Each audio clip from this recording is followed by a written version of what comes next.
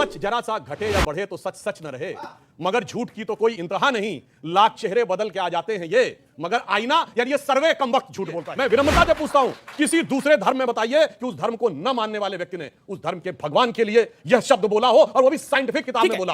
आइए देखते हैं, मजा आएगा। पिक्चर चालू करो बे। अब मैं एक और बात अब सुनिए, मैं एक ऐसे व्यक्ति को कोट करता हूं जिसका नाम भारत से मतलब है ना हिंदू धर्म से। वो एक ऑस्ट्रियन साइंटिस्ट है जिसका नाम है फिट्ज़ेक कैप्रा। फिट्ज़ेक कैप्रा की बड़ी फेमस किताब है द ताओ ऑफ फिजिक्स, आप लोग जाके भी पढ़ लीजिएगा। उसकी एक और किताब है the uncommon wisdom, theoretical physics के बहुत बड़े लोगों में से एक है। और दुनिया में अभी तक साइंस की जो सबसे बड़ी खोज अभी तक 21वीं सदी में हुई है, सर्न लेबोरेटरी में 4 अप्रैल 2012 को जो हिग्स बोसॉन खोजा गया, जिसको गॉड पार्टिकल कहते हैं, उसकी लॉबी में नृत्य करते हुए भगवान शिव की नटराज के रूप में मूर्ति लगी है। और सुनिए, फिट्ज़ेक कैप्रा लिखता है कि now the science has come to the conclusion that the perpetual creation and destruction of universe is like the cosmic dance of Shiva. ये मैं विनम्रता से पूछता हूं, किसी दूसरे धर्म में बताइए कि उस धर्म को न मानने वाले व्यक्ति ने उस धर्म के भगवान के लिए यह शब्द बोला हो, और वो भी साइंटिफिक किताब में बोला। बात तो सही है। एक लाइन अब जो इन्होंने कहा था औरंगजेब के बारे में, तो मैं सिर्फ एक कोट कर रहा हूं। छत्रपति शिवाजी महाराज के दरबार में लिखी गई कविराज भूषण द्वारा लिखी पुस्तक शिवाजी बावनी का एक छंद बोल रहा हूं, बहुत सोच समझ के इनको उसको निगेट करना होगा। उन्होंने कुंभकर्ण के बारे में, शिवाजी के दरबार में लिखा गया है, कुंभकर्ण असुर अवतारी औरंगजेब, काशी और प्रयाग में दुहाई फेरी लब रब की, तोड़े देव देवालय शहर मोहल्ले के रे, लाखों मुसलमान की ये माला तोड़ी सब की, और काशी करबला होती, मथुरा मदीना होती, शिवाजी ना होते तो सुन्नत होती सब की। अब बहुत सोच समझ के बोलिएगा इसके बारे में अगर गलत है। ठीक है, मैं आता हूं सही जवाब के बाद। सही जवाब महत्वपूर्ण बात यह है, ज्ञानवापी एक संस्कृत का शब्द है जिसका अर्थ है ज्ञान का कुआं। अगर आपके पास कोई फैक्चुअल डिटेल है तो आप इस मंच, इस माध्यम के साथ शेयर करिए। और आप कह रहे हैं कि सर्वे होने में कोई तकलीफ नहीं थी, तो फिर लोअर कोर्ट से सुप्रीम कोर्ट तक, सर्वोच्च न्यायालय तक वैसे तो सर्वे को रुकवाने आए थे वहां तो कुआं होता ही नहीं था भाई। जी देखिए, हम आजाद भारत के अंदर 30 सेकंड हम आजाद भारत के अंदर संविधान को मानते हैं, जो संविधान ने तो आपको हक दिया एएसआई है। का सर्वे संविधान के विरुद्ध हो रहा है क्या? अरे पूरी बात, एएसआई का सर्वे संविधान के विरुद्ध हो रहा है, सुप्रीम कोर्ट हाई कोर्ट संविधान के विरुद्ध है। क्या बात कर रहे हैं? अरे आप मेरा क्या संविधानिक संविधान हक की क्यों दुहाई छीनने क्या जा रहे हैं? संविधान की दुहाई कर रहे हैं? मेरे से क्या मेरा संविधान संविधानिक हक क्या क्यों छीनना रामलला चाह का रहे हैं? मंदिर संविधान के अगर दायरे से बाहर बना है क्या? संविधान- बार संविधान संविधान संविधान कहां है संविधान? आप नहीं संविधान को, संविधान को नहीं मानते हैं, नहीं मानेंगे आप लोग संविधान के दायरे से बाहर। संविधान से जुड़े 52 साल तक कार्यालय में तिरंगा झंडा नहीं फहराया। 52 साल तिरंगे की बात है।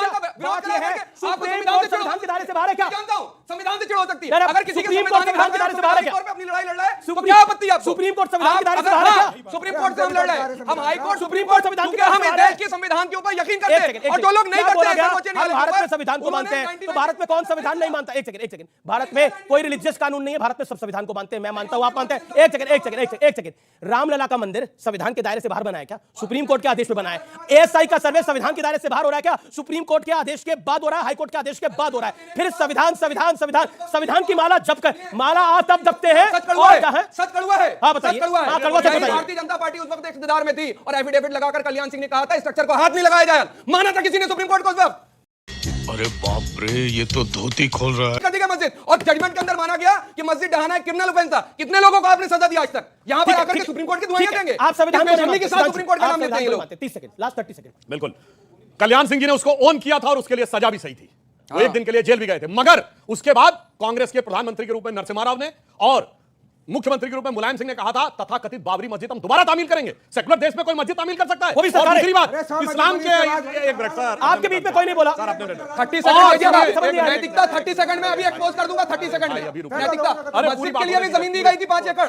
कितना बनाए कहानी बना रहे भाई, बनाइए। अरे सर, अच्छा, बहुत अच्छा। यहाँ पर तो सरकार एक सेकंड क्रेडिट लेगी राम मंदिर, अयोध्या मंदिर का क्रेडिट लेगी भारतीय जनता पार्टी, ठीक है, उसके ऊपर राजनीति करेगी। राजनीति कर रहे हैं आप मंदिर और मस्जिद के नाम की। अच्छा, हमको सिखा रिया है। के नाम की तो आप क्या चाहते हैं? आप क्या चाहते हैं? अगर सेकुलर मुल्क है, अगर जिस तरीके से राम मंदिर का निर्माण हो रहा है उस तरीके तमाम लोगों ने चंदा भी दिया, उसके नाम का चंदा भी लिया। इस देश की अगर खूबसूरती ये कहते हैं कि हम हिंदू मुसलमान को नहीं लड़ाना चाहते, आगे आकर के माननीय प्रधानमंत्री जाते वहां पे कहते जाकर के या सरकार मोदी मस्जिद बनवा दे। क्या आप ये कह रहे हैं ना? ठीक है, क्या मतलब बराबर करिए ना संतुलन। ये लोग कहते हैं मंदिर मस्जिद का मामला अलग है और देश का विकास का मामला अलग है। मैं दोनों का मिला के जवाब देता हूं। देखिए, जब इस देश विकास के सोपान पे आगे बढ़ा है, उसी समय राम मंदिर का मामला भी एक नए सिरे से आगे बढ़ा है। जैसे 1990 से 92 के बीच में राम मंदिर आंदोलन चरम पे हुआ था ना, यही तो वो दौर था जब बाबरी ढांचा ही नहीं टूटा था, पुराना अर्थव्यवस्था का नेहरूवियन ढांचा भी टूटा था। तभी भारत एक नई अर्थव्यवस्था के रूप में उभर के सामने आया था 1990 से 92 के बीच में। और उसी समय ये जो कह रहे थे, इनको याद दिला दूं, ढांचा टूटने के बाद भी उसी दिसंबर के ही दिन 6 दिसंबर की रात को ही सुप्रीम कोर्ट ने परमिशन दी थी कि श्री रामलला विराजमान को वहां रखकर पूजा अर्चना की जाएगी, जिसे मानने से इन लोगों ने इनकार किया था। अरे बड़े खतरनाक लोग हैं।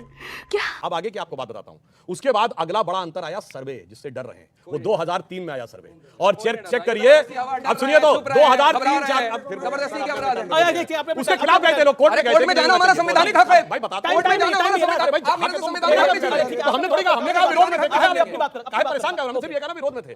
अब सुनिए 2003-04 वो वर्ष है जब पहली बार भारत करंट अकाउंट सरप्लस हुआ था।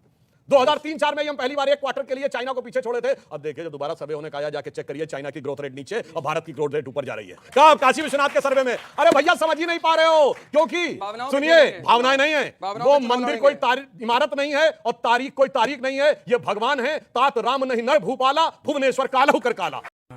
ये बड़ी अच्छी बात कही आप। और बात कहूं, अगर किसी को मेरी बात पे शक है, कोई कहे मैं धार्मिक बात कह रहा हूं, तो मैं बताना चाहता हूं 9 नवंबर 1989 जिस दिन राम जन्मभूमि का शिलान्यास हुआ, उस दिन जाके देखिए देवोत्थानी एकादशी थी। पहली कार सेवा 30 अक्टूबर 1990, उस दिन देवोत्थानी एकादशी थी। और जिस दिन जजमेंट आया 9 नवंबर 2019, 8 और 9 नवंबर को भी देवोत्थानी एकादशी थी। अब मानिए तो संयोग और मानिए तो देवों का संदेश। जी बहुत बहुत शुक्रिया इस कार्यक्रम में आप तमाम लोगों का जुड़ने के लिए, अपनी राय देने के लिए। ऑडियंस आपका बहुत बहुत शुक्रिया, आप तमाम मेहमानों का बहुत बहुत शुक्रिया। लेकिन एकता बनी रहनी चाहिए, लेकिन संविधान सम्मत काम भी होना चाहिए। बहुत बहुत शुक्रिया, नमस्कार।